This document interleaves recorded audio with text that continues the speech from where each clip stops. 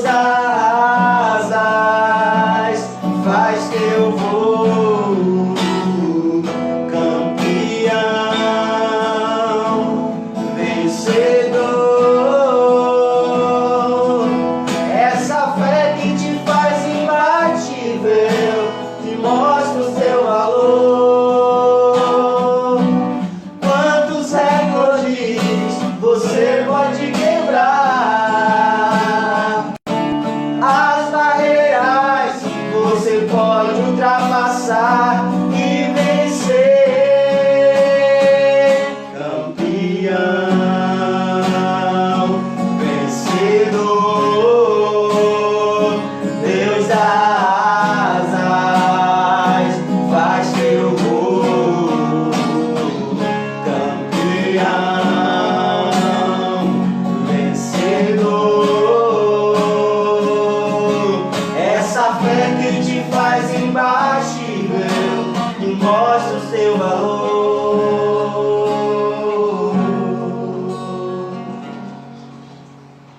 Meus queridos irmãos, da paz do Senhor Jesus, nós estamos aqui mais um domingo, iniciando a nossa lição do segundo trimestre, a lição dos jovens, que tem o tema geral, tempo de conquista. Meu amigo, professor, pastor, presbítero, nosso irmão Jair, bênção de Deus para as nossas vidas, e nós estaremos aqui nesse proveitoso tempo falando desta lição que tem ensinamentos riquíssimos para as nossas vidas nesta manhã. Nosso irmão Jair gostaria de falar. A paz do Senhor para todos. Para mim é motivo de muita alegria estar aqui juntamente com o professor Jonathan, mais conhecido como Juninho, muito experiente nesta área, o qual nos trará seus conhecimentos. E é uma lição muito boa, uma lição que vai nos encorajar a conquistar tudo aquilo que o Senhor prometeu para nossas vidas.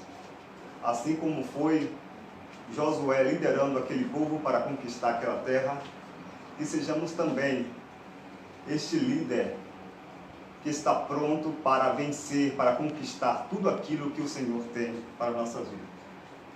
Amém.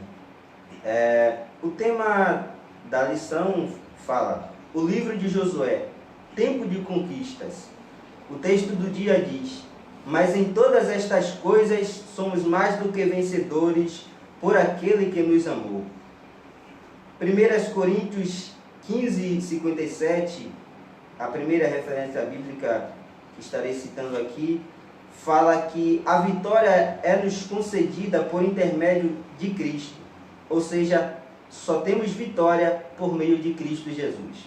A síntese diz: os resultados da liderança de Josué deixaram profundas lições para os hebreus e para nós, servos do Senhor, que vivemos na atualidade. Romanos 15,4 fala que tudo que dantes foi escrito, para o nosso ensino foi escrito. Então a síntese diz: os resultados da liderança de Josué deixaram profundas lições para os hebreus e para nós, servos do Senhor, que vivemos na atualidade. Uma vez mais eu repito a referência bíblica de Romanos 15,4: tudo que dantes foi escrito, para o nosso ensino foi escrito. Assim, Jair, gostaria de fazer algum... Nessa questão do resultado da liderança de Josué, que ele deixou um legado, não só para a época dele, mas também para a nossa geração, com uma liderança que marcou história e que nos traz ensinamento muito grande para a nossa vida espiritual. Sabemos que Josué foi preparado, antes de ser líder, ele foi um bom servo, não é verdade, João? Verdade. Lá, no tempo, quando ele andou com Josué, caminhando com Josué, fazendo todo o serviço, prestando um bom serviço ao lado de Moisés, ao lado de Moisés. Então, ele teve um caminho, um preparo para poder ser um bom líder. Isso nos traz um grande ensinamento. Quem deseja chegar a galgar a liderança de alguma coisa, mesmo que não seja no lado espiritual, mas que seja um líder de algum setor, você primeiro tem que buscar, você tem que primeiro ser um bom servo, Você primeiro tem que aprender a dedicar a sua vida como um liderado. E através desse bom servo que você é, você vai aprender a ser um grande líder, como foi Josué ao lado. Muito bem observado, professor Jair. Os objetivos da nossa lição são, primeiro, apresentar um panorama geral do livro de Josué. Segundo, compreender o propósito, a divisão interna e o valor histórico do livro de Josué. Segundo, conhecer os fatos que antecederam a história do livro de Josué. E gostaríamos de fazer uma ressalva aqui, agradecendo a Deus pela vida do escritor da lição, o pastor Reinaldo Odilo Martins Soares, que foi o homem a quem Deus usou para escrever esta lição. E estamos agradecidos a Deus pela vida dele, porque esta é uma lição riquíssima. O texto bíblico está registrado em Josué, no seu capítulo 1, do versículo 1 ao 6. Leiamos. E sucedeu depois da morte de Moisés, servo do Senhor, que o Senhor falou a Josué, filho de Num, servo de Moisés, dizendo: Moisés, meu servo, é morto. Levanta-te, pois agora passa este Jordão, tu e todo este povo, a terra que eu dou aos filhos de Israel. Todo servo que pisar a planta do vosso pé, todo lugar que pisar a planta do vosso pé, vos tenho dado, como eu disse a Moisés. Desde o deserto e desde este Líbano até o grande rio, o rio Eufrates, toda a terra dos heteus e até o grande mar, para o poente do sol, será o vosso termo. Ninguém se susterá diante de ti. Todos os dias da tua vida, como fui com Moisés, assim serei contigo. Não te deixarei, nem te desampararei. Esforça-te e tem bom ânimo, porque tu farás a este povo herdar a terra que jurei a seus pais. Meu querido irmão Jair, muitas coisas podemos extrair desse texto, mas eu gostaria de chamar a nossa atenção aqui, nesta manhã, para 4 grandes benefícios da obediência. O primeiro seria, para que você possa prosperar aonde quer que você vá. O segundo, para que você faça prosperar o seu caminho. Terceiro, você será bem-sucedido. E quarto, Deus com você aonde quer que você vá. Alguma ressalva, meu? Não, pode. Então, leiamos a introdução. Moisés libertou os israelitas da escravidão e, após a travessia do Mar Vermelho, guiou-os pelo deserto, rumo à terra prometida. Caminharam por cerca de 40 anos, quando toda aquela geração adulta de ex-escravos morreu. Entretanto,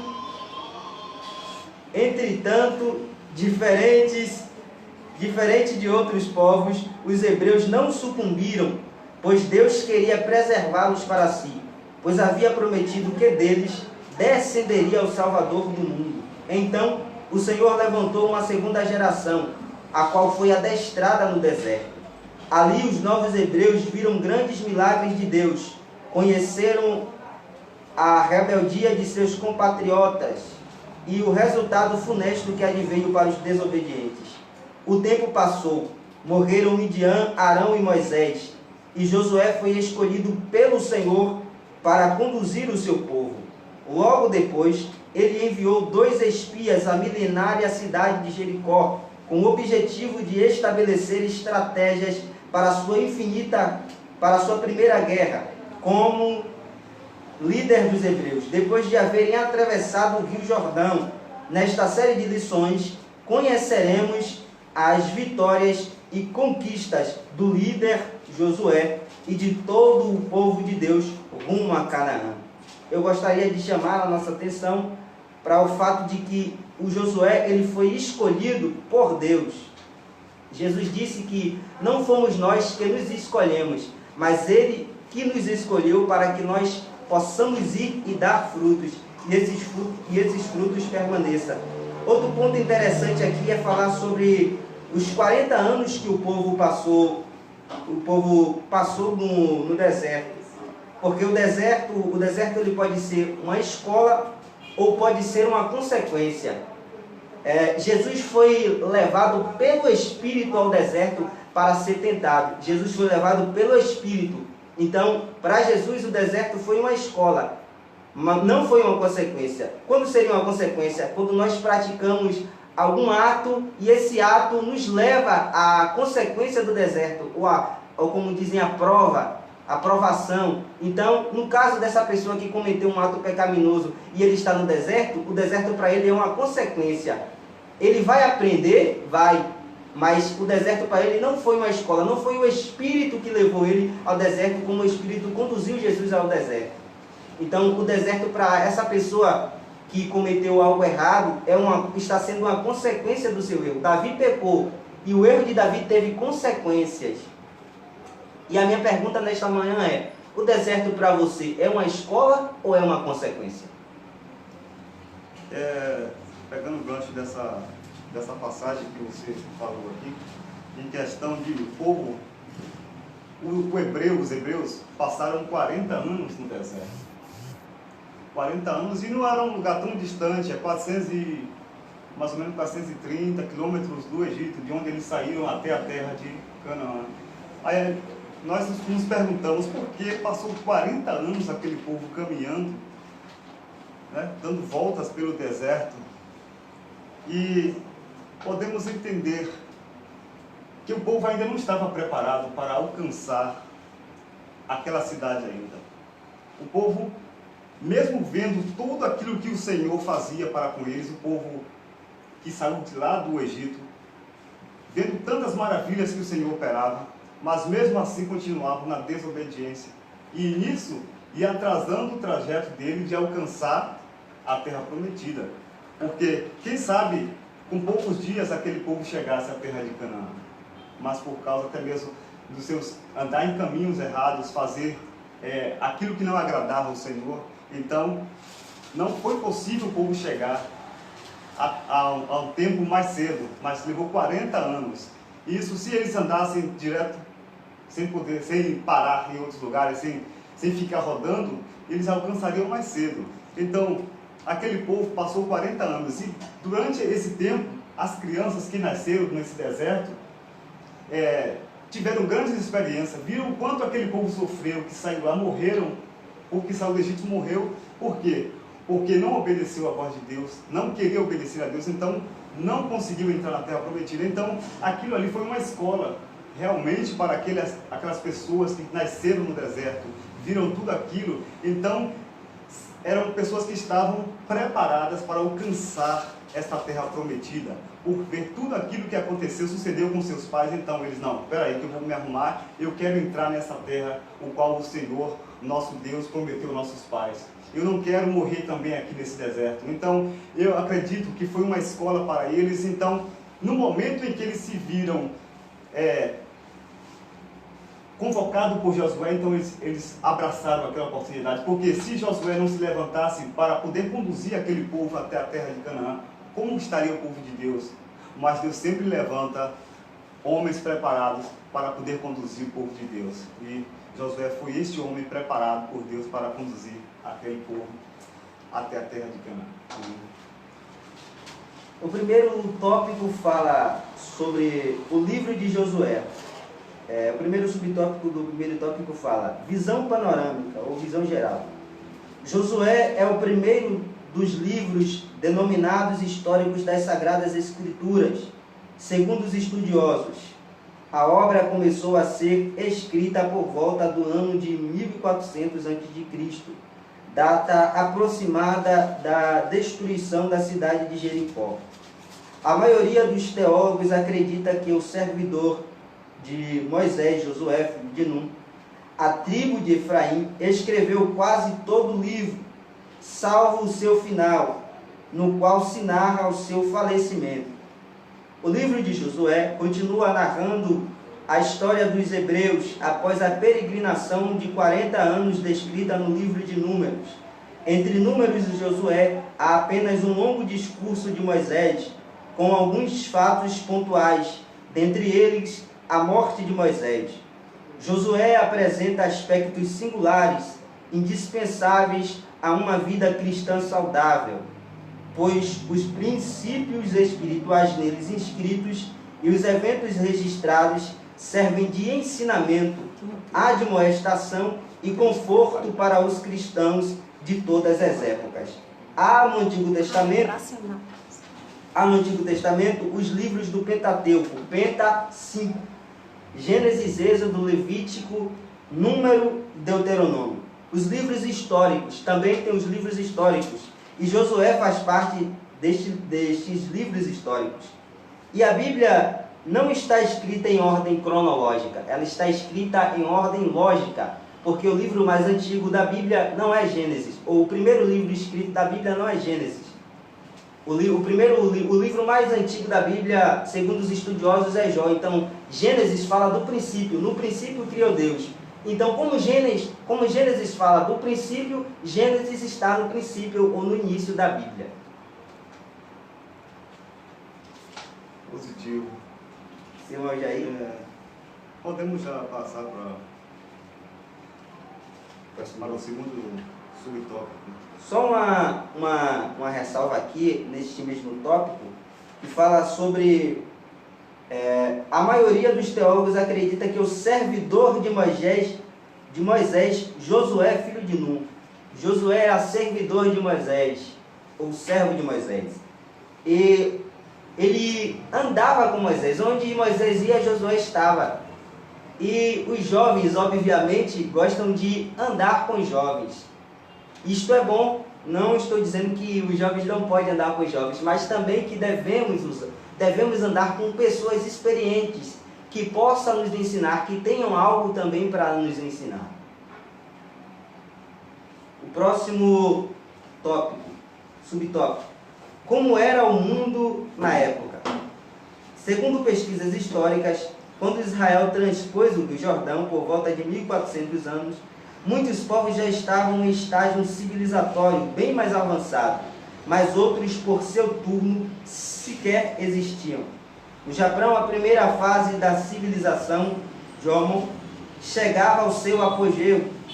Em vários lugares da Europa, as populações começaram a erguer vilas fortificadas. No Peru, mais ou menos nesse período, foi iniciado o uso de instrumentos de metais. Porém, não havia civilização na América do Norte, sendo que o primeiro povo surgiu no México, os Olmecas. Por volta de 1500 anos antes de Cristo, o Império Assírio viria a surgir há 1500 anos e somente em 21 de abril de 753 a.C. seria fundada a cidade de Roma. Naqueles idos, o Egito era o país rico, não obstante houvesse perdido a mão de obra escrava dos hebreus, quanto a Babilônia e a Síria, que ao longo da história destruíram muitas nações, hoje não mais existem. Israel, porém, uma nação formada inicialmente por ex-escravos, mostrou ser um projeto que deu certo, sendo atualmente um país de primeiro mundo. Boa ressalva? É interessante, porque como aqui o escritor fala, o comentarista fala aqui, que foi uma civilização constituída por ex-escravos. Né? Uma civilização que estava sendo constituída por ex-escravos. Então, teve sucesso, foi bem sucedida, diferente de outras grandes civilizações, né, que passaram milênios, porém hoje já não existe mais. Mas a civilização que foi constituída por nosso Deus prevalece até hoje e é uma potência neste mundo. Sabemos que o projeto de Deus, ainda que para o homem pareça que vai falhar, que vai dar errado, como começou, parece que aquele povo estava desamparado quando saíram de lá do Egito. Parecia ser um povo que estava desamparado aos olhos humanos. Mas Deus estava traçando um projeto de bonança, de vitória, de conquista para aquele povo que estava caminhando no deserto.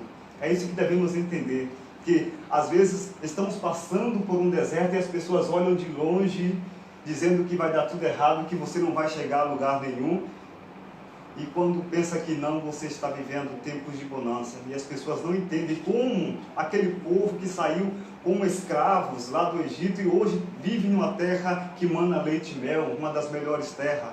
Isso é tudo porque Deus cumpriu a sua promessa na vida daquele povo.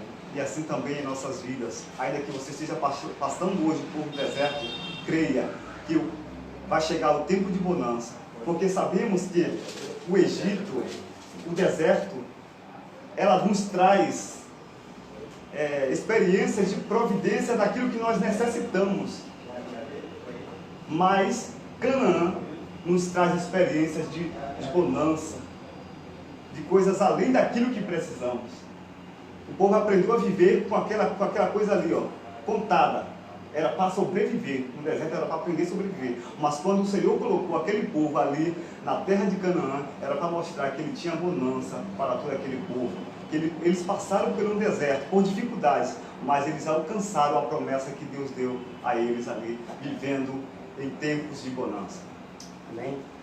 Irmãos, existem informações bíblicas, que são as que estão contidas na Bíblia, e existem também informações que são extras bíblicas, que são aquelas informações que não estão contidas na Bíblia, mas que não se opõem a nenhuma doutrina ou a nenhuma visão bíblica, não se opõe a nada que está escrito na Bíblia. São informações complementares.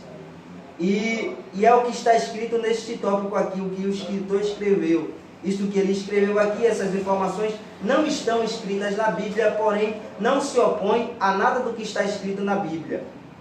Essas são informações complementares.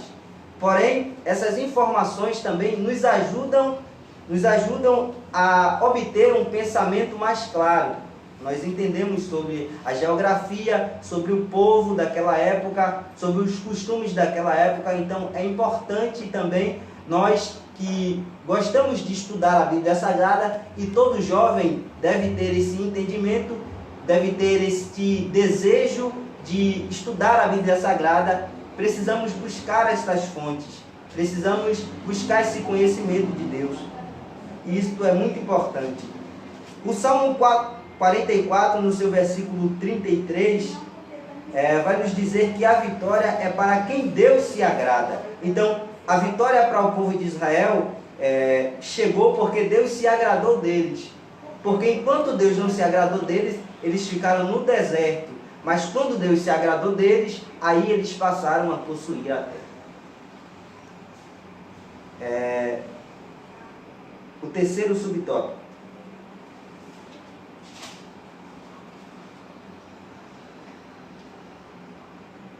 Canaã.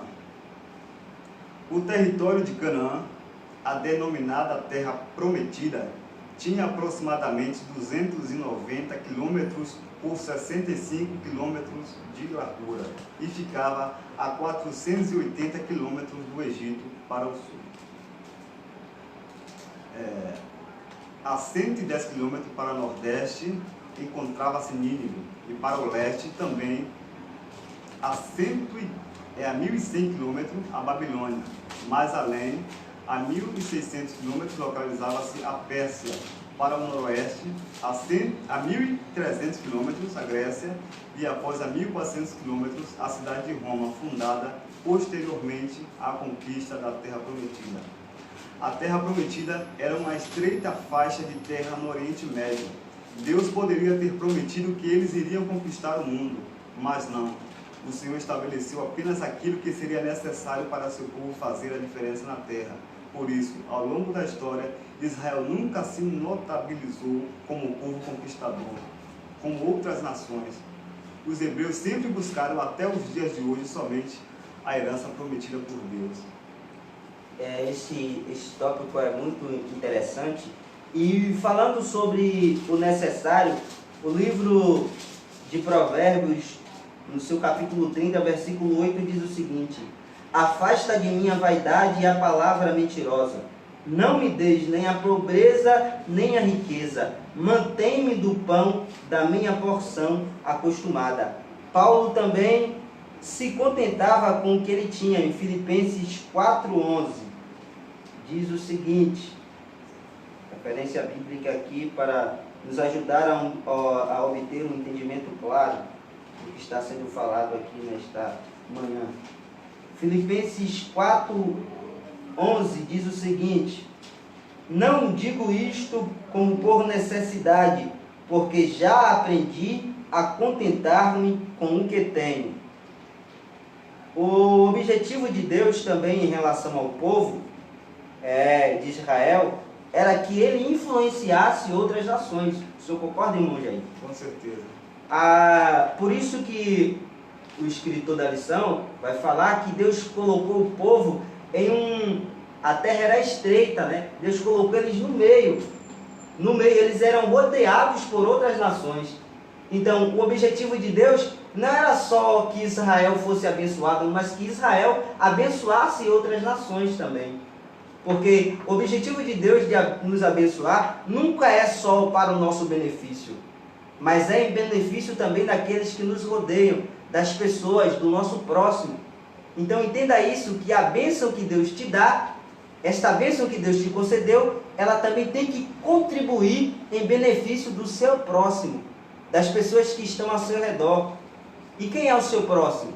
São próximos, são todos, porque Jesus disse que nós devemos amar o nosso próximo como a nós mesmos. Mas Jesus também não estipulou quem é o nosso próximo, porque todos são os nossos próximos, e nós devemos amar a todos. Então, como você já falou aqui, que esse povo, essa civilização foi criada como um modelo, um exemplo de nação para as outras nações. Deus constituiu esta nação para dar exemplo a ser seguido. Então, aquele povo estava ali, naquela localidade, mas o exemplo dela espalhou-se por todo o mundo, todo o universo, que esse era o plano de Deus. Esse é o plano de Deus de através dessa nação, todas as nações serem benditas, como ele falou com Abraão. Então, este modelo que deve ser seguido por todas as nações. E Deus constituiu essa nação com esse plano de abranger todas as nações com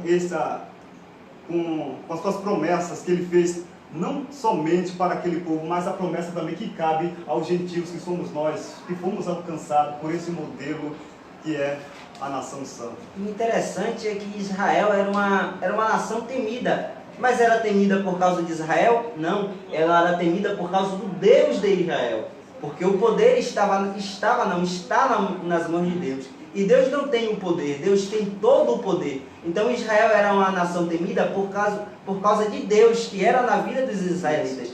Deus pelejava com os israelitas. Deus disse: nesta peleja não tereis que pelejar. Então Deus era com o povo, Deus pelejava pelo povo. Por isso que Israel era uma nação temida. O inimigo das nossas almas, ele não nos teme, ele teme o Deus que nos guarda. Porque nós não somos nada, nós somos nada. Então, o inimigo, ele não nos teme, ele teme o Deus que nós servimos. Porque Deus peleja por nós. Vamos partir para o segundo tópico, que fala sobre o propósito, a divisão e o valor do livro de Josué. Propósito. O livro de Josué é um marco na história dos hebreus. Agora o povo parecia estar cheio de fé e mais unido. Assim, Josué, o escritor do livro, teve como objetivo apresentar uma visão do seu chamado, do milagre da travessia do Jordão, e a devoção e a obediência do povo, bem como das campanhas militares para conquistar a terra que Deus havia prometido. Mais tarde o salmista declarou: pois não conquistaram a terra pela sua espada, nem o seu braço os salvou, e sim a tua destra e o teu braço, e a luz da tua face, porquanto te agradaste deles. Então, como o Jonathan já falou aqui, que o povo não conseguiu pelas suas próprias forças, o povo não conquistou a terra pelas suas próprias ações, mas por Deus, porque Deus amava aquela nação, Deus amava aquele povo, e a obediência também que eles tiveram, porque enquanto eles estavam ali no deserto, eles estavam desobedientes, os pais deles estavam desobedientes, não conseguiram conquistar a terra, mas quando eles começaram a obedecer a Deus, então Deus se agradou dele, e assim deu a terra que prometeu. Então, se fosse por eles mesmos, pelas forças deles, talvez não conseguisse, mas com um braço forte do nosso Deus, eles alcançaram a terra prometida. O interessante é porque está escrito aí, né, que porque o povo parecia estar unido. O livro de Josué, ele começa com "e", aqui fala no começo da lição, aqui ó, Josué capítulo 1, versículo 1, "e sucedeu", e liga Josué ao Pentateuco, ou seja, o livro que antecede ele, que é Deuteronômio. E o livro de Deuteronômio, o que é que Moisés faz em Deuteronômio? Moisés repete a lei para o povo. Então, o povo não estava com expectativa, com fé à toa. O povo estava com fé, essa fé e essa expectativa foi gerada através da palavra de Deus. Porque Moisés leu a lei para o povo. Mas na frente a gente vai ler que quando chegou na fronteira, quando chegou no limite, Deus falou com Moisés que era para ele falar a lei para o povo. Então, essa expectativa e essa fé que foi gerada no povo de Israel foi através da palavra, foi gerada pela palavra. O livro de Romanos 10:17 diz que a fé vem pelo ouvir e o ouvir a palavra de Deus. Então, a nossa fé só pode ser alimentada ou só pode ser gerada através da palavra. E muito bem essa passagem que você falou aí, porque para que o povo também não se esquecesse de tudo aquilo que se passou com eles, e também não se esquecesse das promessas de Deus, também dos mandamentos, daquilo que o Senhor prometeu, mas também a bênção era prometida para aquele povo, mas também tinha os mandamentos para que se cumprisse, as ordenanças de Deus. Se o povo não cumprisse as ordenanças de Deus, a promessa também não viria. Então, foi interessante e bem aproveitoso que fosse lido os mandamentos, a palavra de Deus naquele momento para aquele povo, para que eles lembrassem de onde eles vieram, o que eles passaram e também o que eles iriam conquistar mais à frente. Isso foi muito importante, e a palavra de Deus está sempre, sempre atual para nossas vidas, sempre atual. Sempre que precisarmos de alguma coisa, vencermos, temos resposta na palavra de Deus. Queremos conquistar, queremos vencer, queremos ganhar alguma coisa, temos um manual aqui que irá nos direcionar, irá nos guiar a conquistarmos aquilo que estamos esperando, e é a palavra de Deus. Porque não existe, não existe propósito sem fé, e você precisa ter fé para crer no propósito de Deus. Segundo subtópico.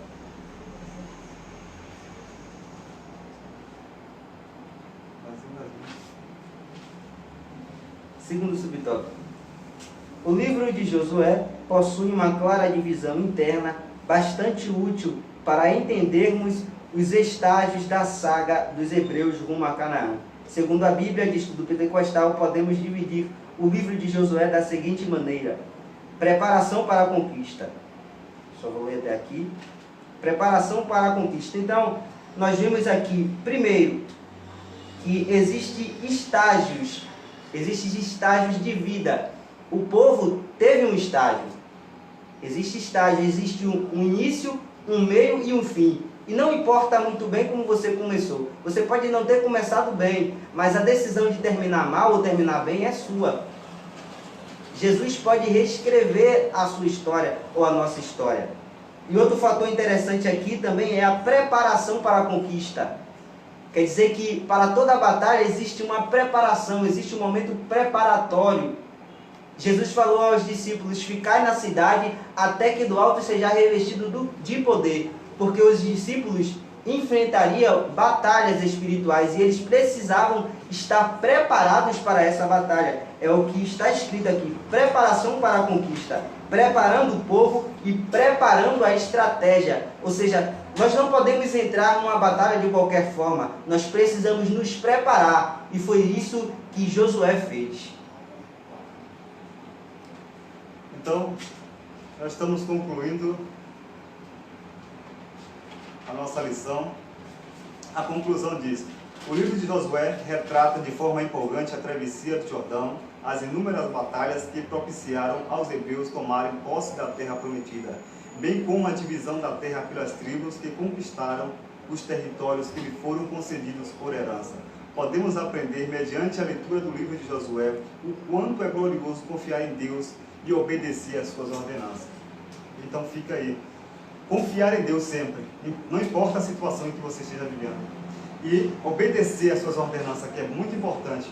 E quando você não obedece às ordenanças de Deus, você começa a circular como o povo estava ali circulando no Egito. Mas quando você passa a obedecer à vontade de Deus, você chega ao alvo, que é a terra prometida, que era para aquele povo. E nós também, para os nossos dias, seguindo essa linha de pensamento, vamos alcançar a mansão celestial, a Canaã celestial, obedecendo e crendo na palavra de Deus. Nós agradecemos a oportunidade. Tem alguma coisa a falar mais? Só uma ressalva aqui, que o título da lição fala de tempo de conquistas. Mas, tempo de conquista, ok, tempo de conquista, mas existe parâmetros para essa conquista, existem diretrizes, e essas diretrizes para quem quer conquistar, para o crente que quer conquistar, estar aqui na palavra de Deus. Então, nós devemos ter essa ciência. É tempo de conquista? Deus tem conquista para nós? Tem, mas também tem diretrizes que está escrita na palavra de Deus. Meus amados irmãos, nós agradecemos a sua atenção nesta manhã, que esta lição tenha sido bênção para você e para a sua família e para todos que estão assistindo, que a paz de Deus continue com vocês. Logo após, nós estaremos aqui com a EBD dos adolescentes, com nosso irmão Lu Everson, nosso querido, amado irmão Lu Everson, e nossa irmã Yasmin, que agora estarão dando prosseguimento a essa EBD online. Deus vos abençoe.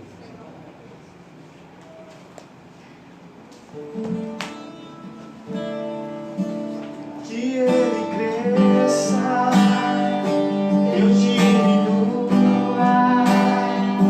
que ele apareça, eu me constranja com a sua glória e todo o seu amor,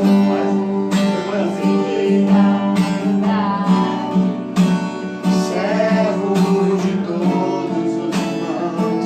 Que ele cresça, eu diminua, que ele apareça, eu me constranja com a sua glória e todo o seu amor, infinita verdade, servo de todos os irmãos. Meus irmãos, mais uma vez, a paz do Senhor Jesus. Nós estamos dando continuidade em mais uma manhã de estudo. E aqui com a adolescente Yasmin, representando a classe dos adolescentes ali na congregação do Templo Central, tá? Na pessoa do pastor Domingos. E nós vamos dar continuidade e finalizar essa manhã com a lição de número 1. Obrigado, Joel. A lição dos adolescentes, que tem como tema desse nosso trimestre, qual tema, Yasmin? Jesus e o reino de Deus. Jesus e o reino de Deus é o tema do trimestre, do segundo trimestre de 2020, finalmente. E o tema da lição de hoje é Jerusalém e Galileia, as duas terras onde Jesus viveu. Então a gente vai ver um pouquinho dessas duas terras onde Jesus viveu. E aqui nós temos o quê? Nós temos 3 objetivos para ser alcançados. O primeiro está aqui, é apontar as terras onde Jesus viveu. Uma curiosidade, a gente fala sempre de Jesus, Filho de Deus e tal, Galileia, Jerusalém, fica naquele contraste entre Jerusalém e Galileia, Galileia e Jerusalém, onde foi de fato que Jesus andou, onde foi que Jesus viveu. Mas, nas duas cidades, Jesus operou maravilhas, operou milagres, operou sinais, prodígios. Então, as duas cidades protagonizaram a vida de Jesus aqui na Terra. Tá? Então, o primeiro objetivo nosso aí, é o primeiro objetivo específico, que a gente vai aqui apontar as terras onde Jesus viveu. Só que antes disso, nós temos aqui o nosso texto, né, no Evangelho de João, capítulo 1, e o verso 14. O que é que está escrito? Aquele que é a palavra tornou-se carne e viveu entre nós. Vimos a sua glória, glória como do unigênito, vindo do Pai, cheio de graça e de verdade. Ok, essa é a tradução de Yasmin. Na tradução, você que está acompanhando pela revista, está escrito assim: o Verbo se fez carne e habitou entre nós, e vimos a sua glória como a glória do unigênito do Pai. Tá? Então, falar de Jesus, obrigado, Roberto. Falar de Jesus é um privilégio para todos nós. Falar desse homem e Deus ao mesmo tempo, onde veio para morrer pelos nossos pecados e nos dar vida. As lições já trataram disso, a primeira lição dos adultos, a lição dos jovens, veio sempre trazendo Cristo, Então são lições cristocêntricas que nos traz a consciência de que nós precisamos de Cristo, dessa graça e desse amor incondicional para com nós, os seres humanos. Mas vamos lá. Nós temos aqui nosso primeiro tópico, e se tratando de Jesus, daquilo que Jesus viveu, onde Jesus passou, e tudo que Jesus fez, não tudo que fez, mas uma boa parte do que fez está escrito para o nosso elevo espiritual, para também nos dar exemplo. Ele disse: eu os dei exemplo para que vós façais também da mesma forma que eu fiz. Então, Jesus ele nos deu um exemplo de vida, tanto como filho, tanto como homem responsável, trabalhador. Jesus ele deixou um exemplo para as nossas vidas, um exemplo como adolescente. Como adolescente, qual foi o exemplo que Jesus deixou para nós? Com 12 anos ele estava ali no templo ensinando.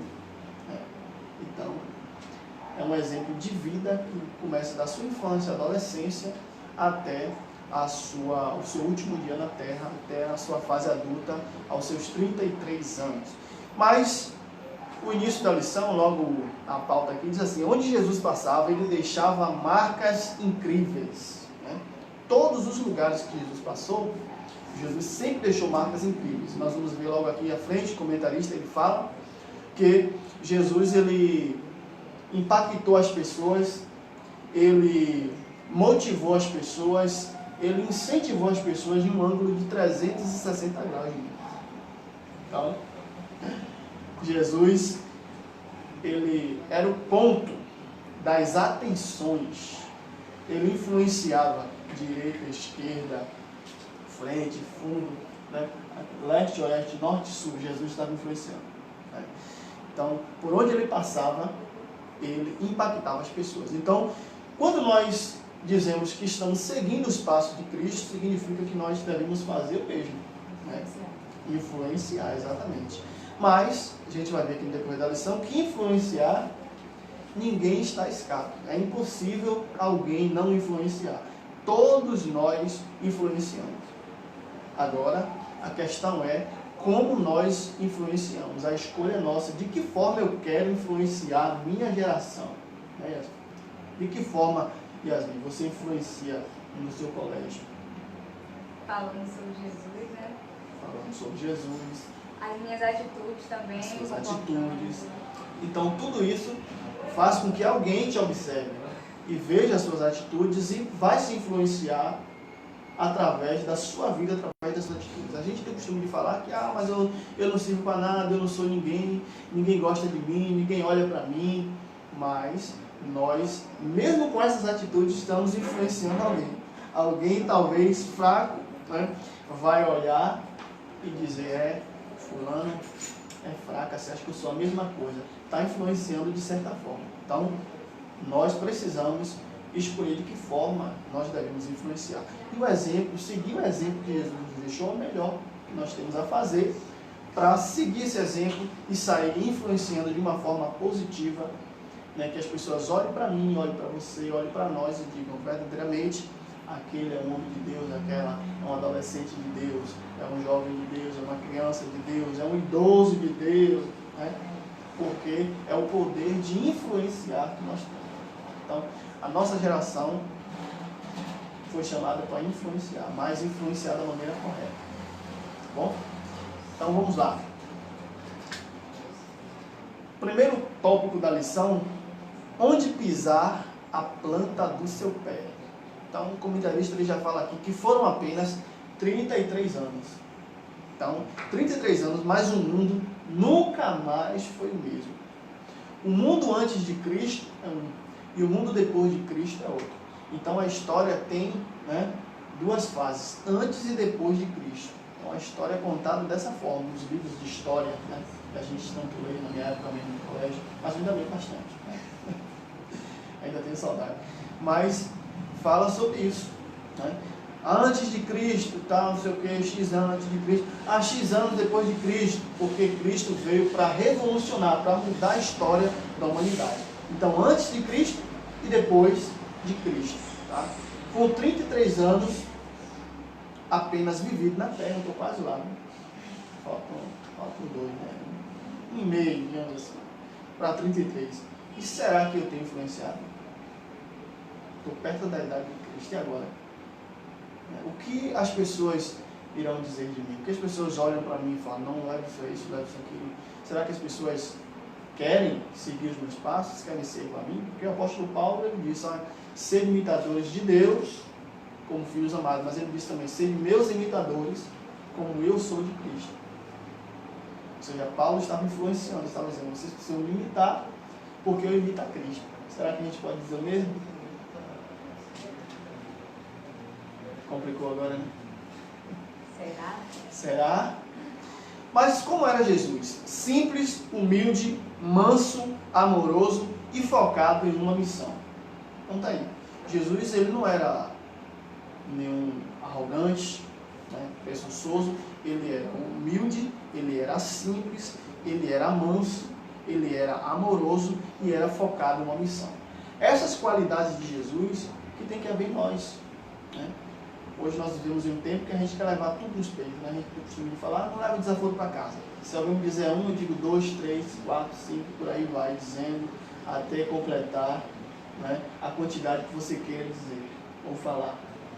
Mas o exemplo de Cristo foi outro. Ele era simples na sua forma de ser.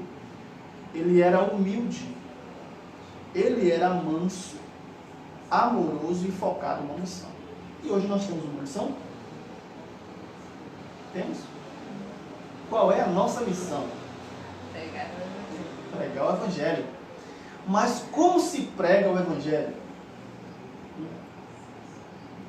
Porque não adianta nada você pregar o Evangelho e não viver aquilo que você está pregando, porque você tem que influenciar. As pessoas às vezes podem ouvir sua pregação, mas você não está influenciando. Como você quer convencer aquelas pessoas a palavra de Deus? Ótimo. Então você está me dizendo que as suas atitudes pregam mais do que as suas palavras, correto? Sim. Então, como você disse, não adianta você falar, mas as suas atitudes provam o contrário daquilo que você disse. Então é preciso, primeiro, falar em atitudes, em forma, né, com a vida, para depois nós tecermos as palavras. Tá? Então, como é que você, Yasmin, vai influenciar a sua geração? Não é através das suas palavras, é através da sua atividade, da sua mansidão, do seu amor ao próximo, que você vai influenciar a sua geração, que é a minha, que é a nossa geração. Né? Porque as pessoas costumam dizer, mas todo mundo age dessa forma, todo mundo faz isso. Minha mãe tinha o costume de falar, minha avó, né? Fui criado com minha avó, tinha o costume de falar que, mas você não é todo mundo. Né? Mas todo mundo pode, mas você não pode, porque você foi chamado para influenciar, para fazer diferença. E se você foi chamado para influenciar, se você foi chamado para fazer diferença, você não pode, você não deve. Nós fomos chamados para andar na contramão do mundo. Naquilo que todos estão indo, nós somos chamados para ir contra isso. É dessa forma, agindo dessa forma, que nós vamos ser bons influenciadores e o mundo vai reconhecer que realmente existe algo diferente em nós. Como o rei viu que tinha algo diferente na vida de Daniel, olhou, viu um espírito excelente de sorte naquele menino, tem alguma coisa diferente. Porque Daniel, ele era diferente, não é porque ele era melhor do que os seus companheiros, mas era porque ele temia a Deus ele prezava pelo que era correto.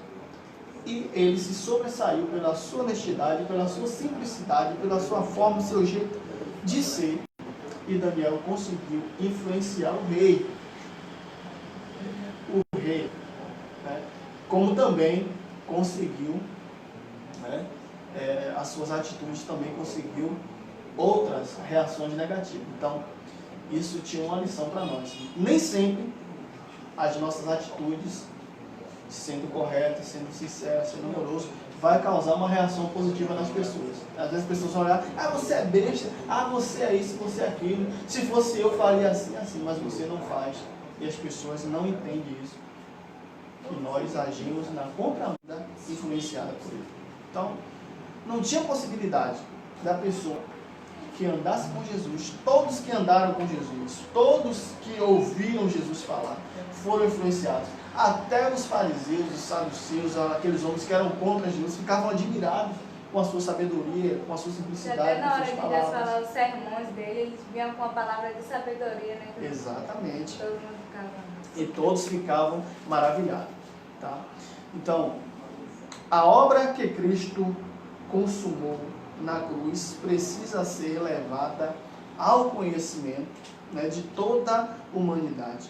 E você é central nessa tarefa. Ou seja, você é o ponto principal dessa tarefa. Essa obra precisa ser levada. Não basta apenas comunicar que Cristo salva. Falar apenas que Cristo salva não adianta. Né? O falar, que as pessoas não vão acreditar se eu falar. As pessoas vão acreditar se eu ver. Ou se elas veem. Então, se de fato elas veem o que você fala, elas vão passar a acreditar. Fato, isso é. Os filhos, né, enquanto criança, quando começam a crescer uma certa idade, eles não fazem o que os pais falam. Eles fazem o que os pais fazem. Então, a menina pega o batom da mãe, né? Não sei se você já fez isso, né? Usa o salto. Usa o salto da mãe, usa o vestido, começa a fazer. O menino quer calçar o sapato do pai, né? Se o pai joga bola, pega a chuteira, quer mexer, bota a carteira, bota uma gravata. Então, eles fazem porque veem os pais fazerem. Mas os pais não mandaram eles fazerem. Então, eles fazem porque viram que os pais fazem. Então, de certa forma, nós somos como pai na fé para esse mundo. Eles vão fazer o que nós fazemos. Eles não vão acreditar simplesmente se eu falar. Porque eles ainda não, assim como a criança, eles ainda não entendem do grande amor de Deus, do plano de Deus, do amor de Deus, da salvação de Cristo para a vida deles. Aí sim, é a forma correta de pregar o Evangelho, é com suas atitudes. É com a sua vida que você prega o Evangelho, que você influencia, assim como Jesus influenciou. Mas vamos lá. Jesus impactava, aquilo que eu falei, em 360 graus. Então, onde ele estava, o poder de Deus se manifestava. E hoje não pode ser diferente. Mas tem sido diferente. Né? Não pode, ou seja, não poderia ser diferente. Mas infelizmente tem sido diferente porque nós não estamos se deixando ser influenciados por Cristo. Né? Não deveria ser diferente na atualidade, mas infelizmente é. Então você é chamado para impactar e guiado pela vontade do Pai, promover vida a todos os que puderem encontrar. Então nós estamos aqui alcançando o nosso primeiro objetivo, que é entender aqui, apontar as terras onde Jesus viveu. Nós já vamos entrar no nosso primeiro objetivo. Jesus, a cidade que condenou Jesus, né? Ou seja, Jerusalém, a cidade que condenou Jesus. Então, nós estamos falando aqui sobre Jesus e o reino de Deus. Mas, a princípio, nós vamos falar sobre Jesus no decorrer das outras lições, no decorrer do trimestre, nós vamos explicar a questão de Jesus e, na sua totalidade, o reino de Deus. Tá? Então, Jerusalém é a cidade que condenou Jesus. Pode ler? Só a parte que fala. Uma cidade central na narrativa bíblica. Um imponente palco de batalhas no ministério de Cristo. Pronto. Jerusalém. Então, Jerusalém é a cidade mais conhecida de Israel. Tudo se trata, tudo, digamos assim, que se passa por Jerusalém. Jerusalém é a capital, é a cidade onde foi palco de várias batalhas, né? Desde a época do rei Davi para cá. Então, muitas histórias aconteceram lá em Jerusalém. E foi uma das cidades que protagonizou, né, Jesus, e também foi uma das cidades que condenou o Mestre, né, onde ele foi crucificado, e foi morto, né, foi condenado, foi traído, né, por um povo que teria que abraçá-lo, teria que acolhê-lo, mas foi uma cidade que o condenou. Então, falando rápido aqui. Então, aquele que veio trazer a salvação a toda a humanidade fora condenado pela cidade de Jerusalém. Então, observe que Jesus, né, teve a sua entrada triunfal em Jerusalém, todo mundo aplaudia, fez muitos milagres, muitos sinais em Jerusalém. Pelo menos nós contamos aqui na lição 5 milagres e sinais que Jesus fez na cidade de Jerusalém, né?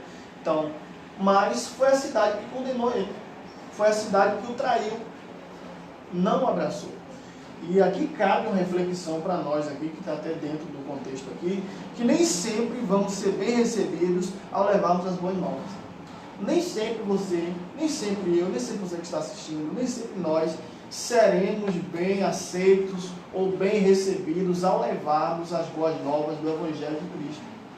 Muitas vezes, né, nós não vamos ser aceitos, não vamos ser compreendidos, mas não devemos desanimar, pois estamos fazendo uma grande obra e não podemos voltar atrás. Então, de maneira nenhuma, podemos voltar atrás da obra que nós começamos, porque o próprio Mestre já falou para nós, olha, eles perseguiram os profetas que vieram antes de vocês, então eles vão perseguir vocês também. Então fica um alerta para nós. E nem sempre a gente vai ser bem aceito, eles vão perseguir a gente, mas nós precisamos nos manter firmes, né, para que não voltemos atrás daquilo que nós estamos anunciando, que é as boas novas do reino dos céus. Jerusalém, um pouco de história, era uma cidade central para o ministério de Cristo. E por várias vezes o Mestre visitou enquanto estava desenvolvendo suas atividades. Então Jesus visitou várias vezes a cidade de Jerusalém quando estava desenvolvendo seu ministério. Então a última semana tem seu início marcado pela entrada triunfal em Jerusalém, quando Jesus ele entra montado num cavalo, numa Ferrari, numa Kawasaki, foi em que mesmo? Falhou aqui no nome. Foi uma Kawasaki, foi uma bicicleta, Jesus entrou aqui, montado num jumento.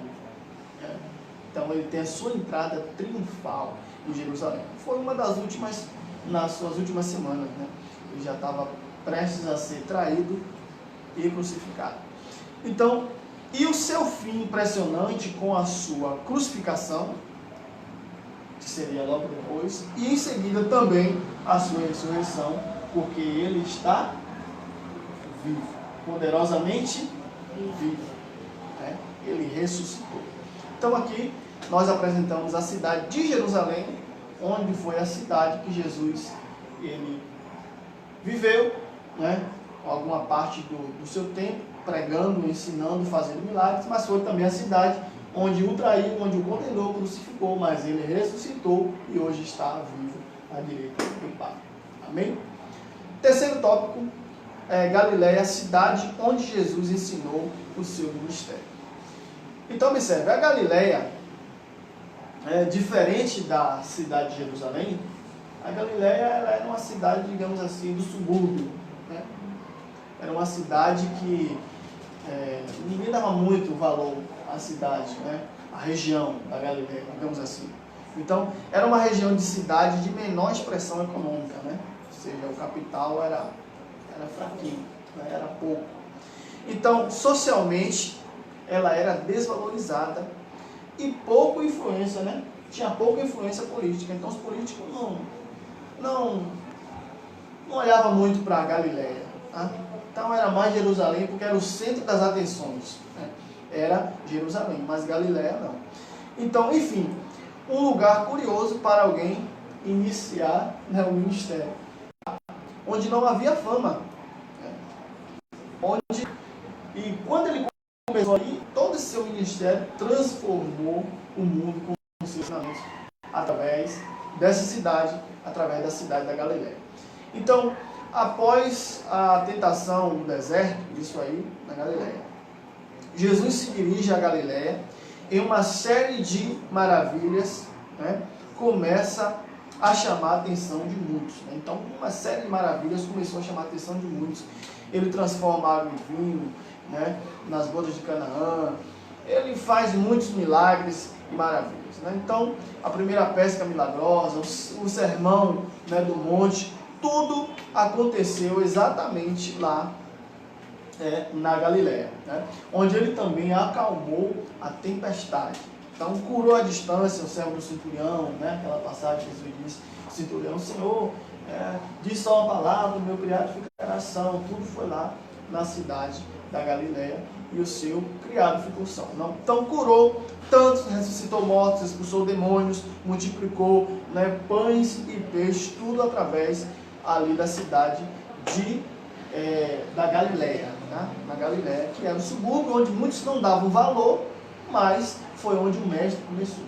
Ou seja, o que podemos trazer da nossa aplicação pessoal, se falar acerca da Galileia? A Galileia é uma cidade esquecida. A Galileia era uma cidade que não era politicamente assistida, era uma cidade que não tinha uma boa economia, mas foi lá onde Jesus começou, e foi lá onde Jesus realizou milagres e sinais, expulsou demônios, tudo através, né, no começo ali na Galileia. Então não importa onde você esteja, não importa onde você vai começar, onde você tem começado o seu ministério, para aquilo que Deus ele te chamou. O importante é que você esteja na direção de Deus. Porque independente do lugar que você está, se você estiver na direção de Deus, você vai influenciar, você vai impactar, você vai transformar vidas através da sua vida e, no decorrer, no final, através da sua fala, da sua palavra. Porque as pessoas complementam a fala. Você não fala muito, né? Então, as pessoas vão querer saber de você. Primeiro elas vão ver, vão investigar a tua vida, vão olhar quem você é, o seu comportamento, e depois elas vão ter a curiosidade de perguntar. Isso é experiência própria. Isso acontece sempre comigo. Às vezes eu vou trabalhar em determinada empresa, ou em reuniões de empresa, e as pessoas me observam o tempo todo, e eu percebo isso. Aí quando passa assim 30 dias, ou 15 dias, 8, no máximo 30 dias, para mim, você é crente, né? Pela misericórdia, logo eu vi. E logo eu vi, você já sabe o que é. Então, graças a Deus por isso. São exemplos que a gente tem na nossa vida, no nosso convívio perto. Não são coisas pequenas, às vezes um vizinho. Rapaz, eu acho que esse irmão é crente, eu acho que aquele adolescente é diferente. Aí pergunta a você é crente? Aí essa é a hora de você dizer sim. Porque eu vi, por que você age assim? Por que você pensa assim? Por que você faz assim? Por que você age dessa forma? Aí é o momento das palavras entrarem em ação e você explicar o porquê que você age assim. Então perceba que primeiro você não fala. Primeiro você vive, né? Você mostra como é e depois você explica o porquê que você vive daquela forma. E porquê você age daquele jeito. Tá bom? Então, o reino de Deus é chegado e está próximo. Então nós somos chamados para anunciar esse reino. Então, Yasmin, nós vamos anunciar. Fechado? E mais ainda. Quarto tópico, né? Então aí nós apresentamos a cidade onde Jesus nasceu, né? Galileia, Jerusalém e tal. Agora nós vamos falar sobre qual a história, uma pergunta aqui, ó, quarto subtópico aí, ó. Qual a história é contada quando passamos por um lugar? Um grande desafio. Sempre deixamos nossas marcas. Que marcas nós temos deixado? Será que alguém vai falar assim, rapaz, trabalhou um crente aqui na empresa, o nome dele era Lueverson, rapaz, que é aquilo. Aquele camarada agia assim, fazia assim, que marca terrível. Para se deixar. Rapaz, morou um vizinho aqui, e disse que era crente, viu? Que vizinho atrigo. Né? Então, precisamos deixar boas marcas. Então, qual é a história que é contada quando passamos por um lugar? Então, nós precisamos deixar uma boa história, boas marcas, como dizem, impressões positivas, e não impressões negativas. Estou chorando, não é de emoção não, porque eu coço a garganta. Acho que é o ventilador, viu? Mas vamos lá. Em qualquer momento, experiência ou conversa, permitimos que o outro nos perceba e seja influenciado por nós. Então, de qualquer forma, de qualquer momento, alguém vai nos observar e nós seremos influenciadores, seja positivo, aquilo que eu falei no início, ou negativo. Então, que história vão contar de mim? Isso influencia no nosso futuro, no nosso legado, né? O que é que nós estamos deixando de legado? Várias pessoas faleceram, vários homens de Deus, mulheres de Deus, somos exemplos na nossa igreja de pessoas que faleceram e deixaram um legado. Deixou um legado, deixou um exemplo, uma vida. Quem vai se queixar do quê? Do testemunho que aquele homem deixou. Eu cheguei para Deus outro dia, já sei de muita coisa. Então, e legado e marca é uma coisa que vai longe. As pessoas dizem que as boas notícias não correm não, mas que as más notícias correm, mas é mentira. As boas notícias vão longe sim. A tua história vai chegar em muitos lugares, seja ela boa ou ruim. Possa ser que a ruim chegue primeiro. Por isso que as pessoas dizem, se não chega... Depois vai tirar a ruim. É difícil. Exatamente. Então, faça o certo. Exato. Então vamos lá, vamos caminhar aqui para a gente concluir.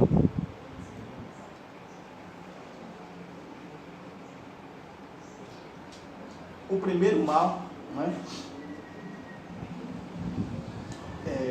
Uma das coisas aqui que nós estávamos vendo aqui era a respeito da história, né? Nós estamos falando aqui qual história nós vamos deixar, né? Que legado nós estamos deixando, né? O que fazer. As pessoas vão ser influenciadas por nós de qualquer forma, né? Então assim era Jesus com o seu ministério, como está aqui, o seu ministério terreno, por onde passava, algo de maravilhoso acontecia, né? Então era impossível, olha o que diz aqui o comentarista, era impossível não se deixar tocar pela ternura de Cristo. Isso é algo profundo, é impossível. Então até o mais improvável dos homens foram totalmente tomados por uma experiência ímpar de amor, paz e bondade. Então nós temos aqui o exemplo o primeiro exemplo de Malco, né, que ele foi influenciado, que era um homem de grande tensão, né? Então descobriu o amor do mestre amado em um simples e inesperado gesto de restauração. O segundo, o ladrão que estava ao lado de Jesus, né, que foi crucificado do lado. Então, que no momento, né, de caos, né, encontrou paz na tempestade, né, no momento de sua morte. Aí vem o escritor agora fazer aqui a pergunta: e você? E você? E eu? E nós? Né? Que história é contada quando você passa por cá?